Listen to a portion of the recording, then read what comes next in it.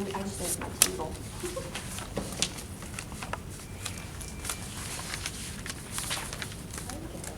Good morning, everyone. Good morning. I'd like to formally welcome you to the second installment of the Leading by Example Clinical Skills Training Series. We spent a good amount of time, the last time we were together, talking about the Enriched Structural Family Therapy treatment model. At that time, I stepped through with you some of the core values and the guiding principles of Enriched Structural Family Therapy. I also gave you a little background history of the model.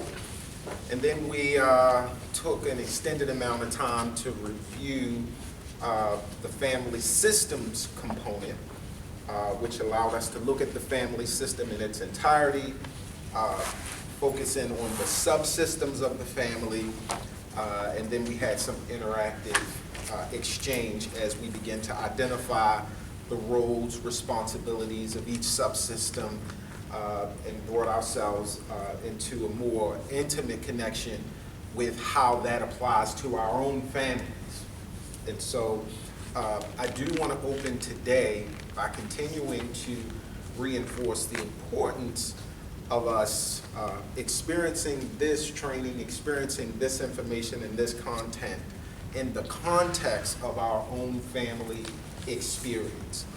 I believe it is necessary in order for us to get the depth of relevance of these ideas and these principles and this approach to helping other families. We have to be in touch. We have to be in direct connection with our own family experience in order to be qualified to help someone else connect with their family experience. It's the only thing that qualifies us. And so I want to continue to reinforce that because I believe that there's a lot of work being done on the behalf of families with good intent, but the vessels who are facilitating that work often disconnect themselves from their own personal and family experience, or at least attempt to in an attempt to help someone else do it. And I believe that that is a flawed model.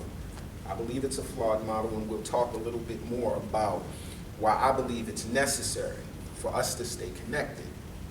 So, I do want to take just a brief moment to just get some feedback from you as relates to what you remember from the last time we were together.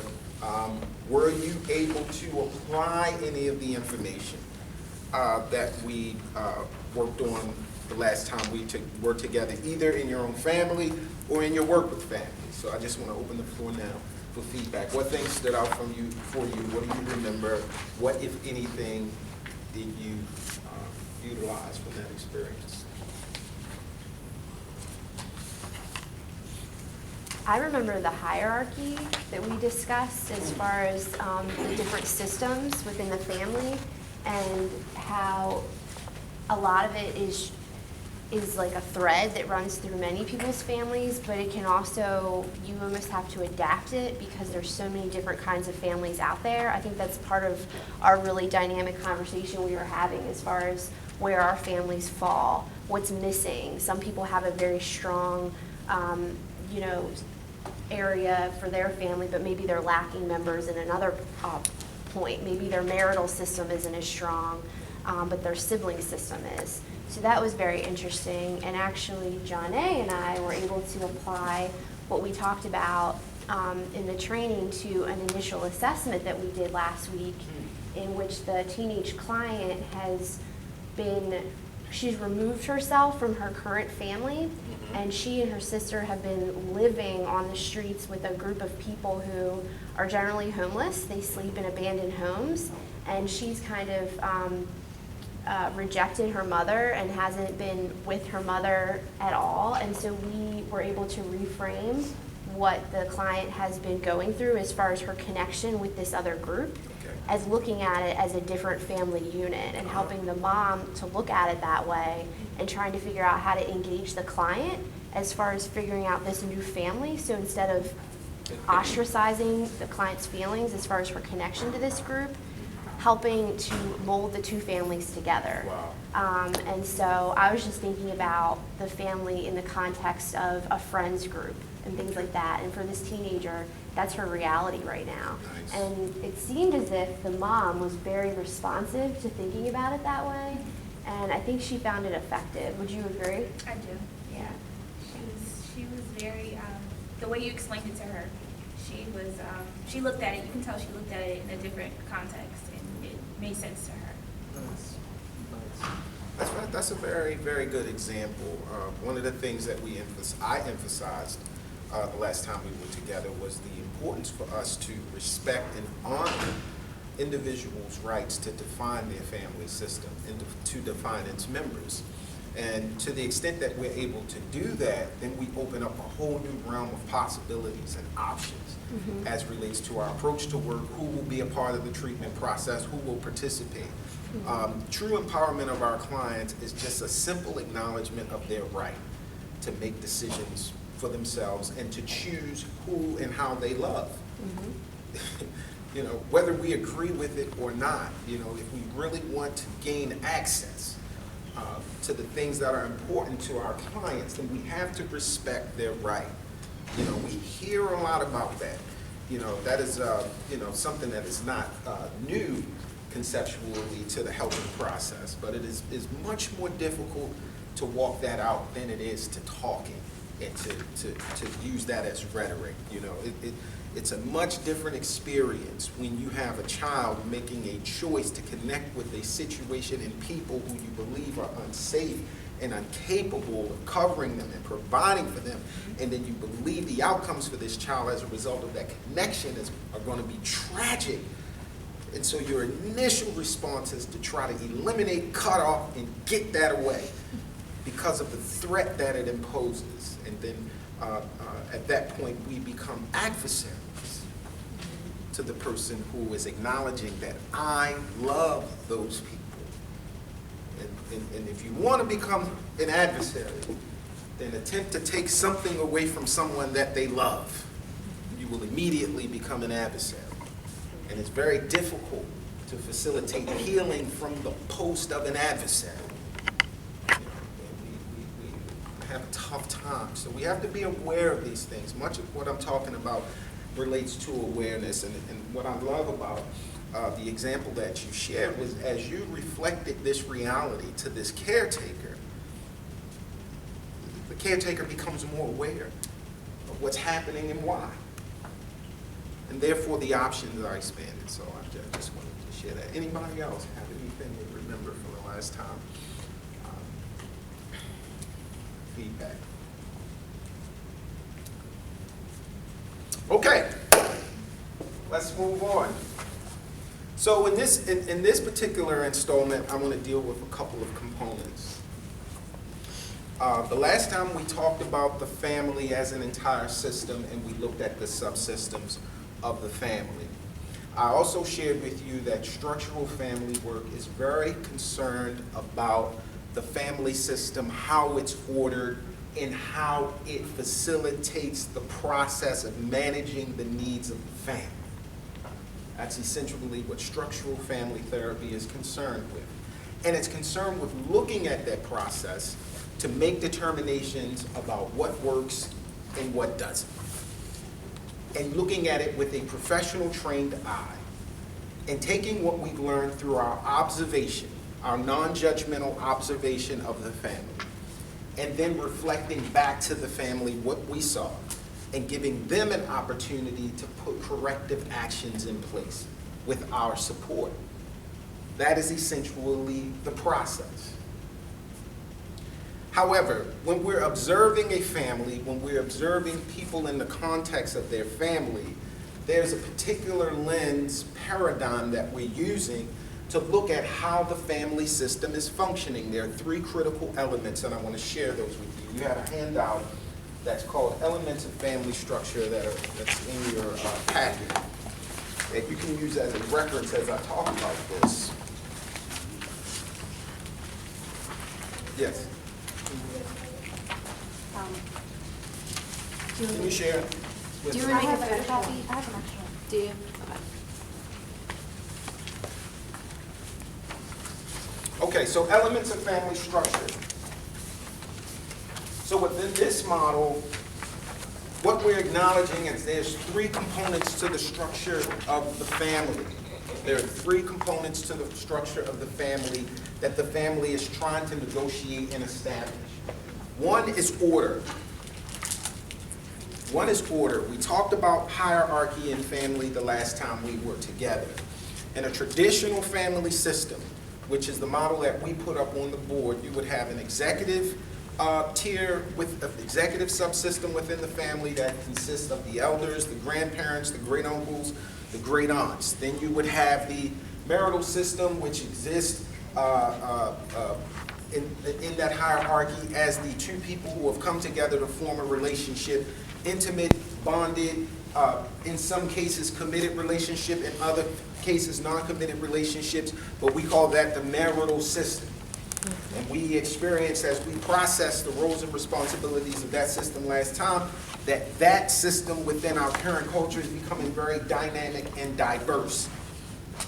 And then we have the parental system, which within that subsystem it is concerned with the facilitation of parenting and taking care of the children within the family. And then we have the sibling system, which consists of the children, the young people, the youth in the family. It's sisters, it's brothers, it's cousins. And we talked about the purpose of that. Now, when we're observing a family in its natural, organic state, what's highly likely is that that neat, ordered system will not manifest itself before us in that manner. And it's something that's always operating, that's creating a real opportunity for us, and it's called life. You know, life has its way of creating an environment that will make it challenging and difficult for us sometimes to keep things so neat and organized. You know, relationships get strained, things just don't work out. People have points and periods of weakness in their life. People have points of strength and well-being in their life, so they may be excelling. And everybody is moving along that continuum at a different pace and rate, which means relationships are involved where people within the family are trying to support and help. There are some people who are disconnecting and separating themselves because of the pain that endures as a result of being disappointed in things not working out for you. Please stay with me. Bring your family to this process. And so within that experience, what begins to happen is those subsystems begin to reorder. You know, the family will naturally, sometimes not being even consciously aware, reorder and reorganize themselves around the circumstances that confront the family in order to stay sane. Because these things can literally drive you insane. They can cause you to break. They can cause family ties and bonds to sever. And so in a self-preservation manner, the family has an internal mechanism to work and turn on a switch of preservation, which will cause the family to contort and to become malleable in the way that it responds to the needs of its members. So, you may not see that neat, clean, organized order within the family. But what this model is encouraging you to do is to seek to identify what order has the family put in place to manage the affairs of the family. We are interested in how this family has ordered itself in order to respond to the needs of the family. You may see a grandmother taking care of two of her children's children. You may see that. At that point, that grandparent has had to step out of the traditional roles of grandparenting and step into the role as the primary caretaker for the young children, because there is a parent who has separated from the organization and the order of that immediate family. She may be doing double time with that because there's 2 of her children who are unable to be fully present and fully available. Now, grandma, in the midst of having to do what is very difficult and challenging, she raised her children. Now she's raising her children's child and her other child's child. Now, there could be one of those children that is the older sibling. Let's say that child is 12, 13 years old. The other children are maybe younger, under the age of 8. Grandma has some health ailments. She has appointments for the children. She has other extended family issues and matters that she's trying to manage. And then she has her own mental health that she's trying to keep stable. In the midst of managing all of that, what that grandmother may do is give responsibilities to the older child that may seem to be beyond what a child should be doing. Because at some level, she needs some help and a partner. That child understands that and then steps up to those responsibilities. Now, it may make that child carry a load that is more difficult than that child can bear, considering the expectations of school and other things that that child has going on. Grandma may give this child a pass on doing some school-related things because of the need to preserve the family. Are we together? Yes. Somebody talk to me about what you're hearing, whether you've seen this happen. And we're talking about family order. Give me some feedback. Yes. Well, I was going to say that sometimes with TBS, one of the things we focus on is consistency, setting limits, being strong as far as empowering the parent. But it makes me think of sometimes when the parent, like you said, gives them an out or maybe doesn't follow up on certain things just because they're trying to preserve the whole picture and not necessarily focusing on that moment where they gave them that reward and they shouldn't have, or they really should have followed up and, set limits when it came to timeout or something. Because really, in that moment, that's not what they're focused on. They're focused on the big picture. Yes. Yes. Any other feedback on order, how family orders themselves? I've actually seen this happen when the mom is out of the picture. So the father has to take on full responsibility, and at home he has given the older children these responsibilities that belong to the mom. Or where there has to be another father figure just because the father works overtime and he's not home. So the oldest daughter has to cook, clean, go to school, be a teenager, and just try to take care of the little one. Yes. And then the older son has to work, go to school, take care of the younger two, and still be able to manage his teenage life. So it's one of those things where they don't fully experience their youth because they have to jump into a parent role. And it may seem that the father is not in the picture, but he is. He's working overtime just to bring money to the house. So the youngest child can't play with his older brother because that bond is broken. It's no longer, he's my brother by word, because technically I'm his guardian. Yes. So what you are giving is a wonderful example of a family that has organized itself around the circumstances and needs that confront them. Yes. And so what I am proposing in this process is that if we're going to help families, we have to seek to understand this family's order.